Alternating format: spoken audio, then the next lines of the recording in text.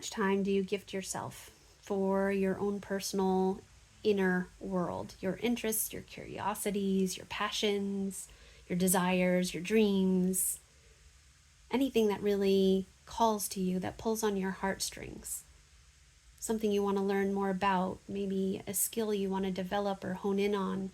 Maybe it's people or organizations that inspire you and you'd love to learn more about and connect with. How much time do you gift yourself in a week for this, for you? We spend so much of our days looking outside of us, reacting to the world, tending to the responsibilities, the many, many responsibilities that are expected of us in this reality. And yet, what if our inner reality is actually guiding us to answers and to bring resolve and release to some of the chaos and some of the confusion and some of the exhaustion that many people are feeling right now? What if we tuned more in here, and that is where epiphanies and inventions and answers, true answers, ones that we don't have to think about necessarily, they just are flowing through us. It truly is like it's an epiphany. We are an epiphany. We can tap into all of those answers if we are willing to create space to tune inward, to quiet the thinking mind. To think that we need all the answers is psychosis. It's confusion at its best. There is no way to think ourselves through everything that is going on in the world today. The true answers, the true inventions, the true resolve lies within those things that pique our interest. And it's all unique, it's subjective, right? We all have our own personal part to play in this gigantic puzzle, and we all have our own soul song to sing, to let flow through us. We all are artists and the canvas, all simultaneously and completely different from each other. So the path of tuning inward is not for the faint of heart, because there is no real path to follow. There is no one telling you, oh, take this step, take this step, take this step.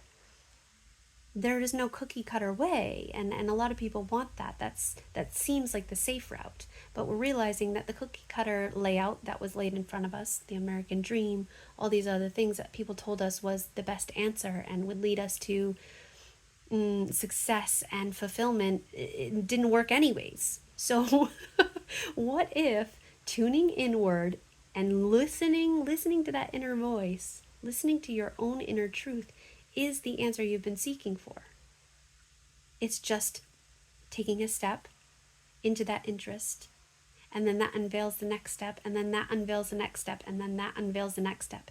It's the mystery. It's the mystical path of creating oneself, creating one's own life, and living in a way that feels freaking meaningful, that feels important, and feels like we are actually connected.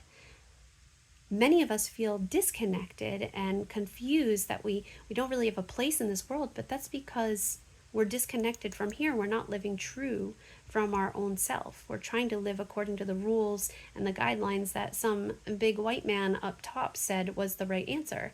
And that's bullshit. That doesn't make any sense. There is no one answer for everyone. We figured that out. And I really, really feel that if we gift ourselves the time, you can create 10 minutes, create 20 minutes, create an hour, create a few hours every week for yourself. It's possible to tune inward. And you may not even know what those interests are yet. And that's totally okay. How do you find those interests? How does that show up for you? To me, the first answer is quieting the mind, getting out of the thinking mind. And this is where mindfulness, meditation, sound dirties, my favorite, of course.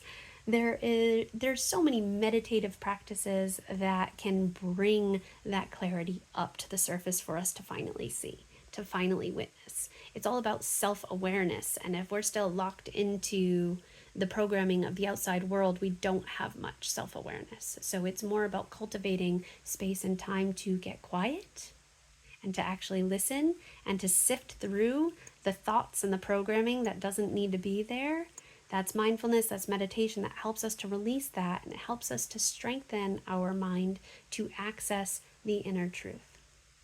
This is one of the biggest reasons why I stick with mindfulness and now yoga nidra and sound journeys, because it helps people access that inner world. If you want to live a life that feels like you're actually participating in the answer, feels like you're actually making an impact in your life, your children's lives, if you have children, the people around you, the earth. It's really listening to your own inner truth, not the stories of everyone else and not the stories of the outside world. You might find things from the outside world that inspire you, but it's really you going into it with an open heart and seeing which parts of those stories interest you. Which parts of this life are calling to you. And you could ask why, but the why doesn't always come. Just know how it makes you feel. And if it's that childlike curiosity and that desire to learn more, that desire to connect with it more, to then unveil more within it, that's what you follow. That's what you move towards. Just take a step. Anyways, I'll end my rambling here, but I just feel really passionate about this, and this is a divine time where we're in the sign of Capricorn. Capricorn is asking us to set down new foundations, building structure, building the systems that we're going to build upon as we enter spring and really start springing up into action. And we will not necessarily be building or partaking in building foundations that are strong if they're founded upon thought and thought alone.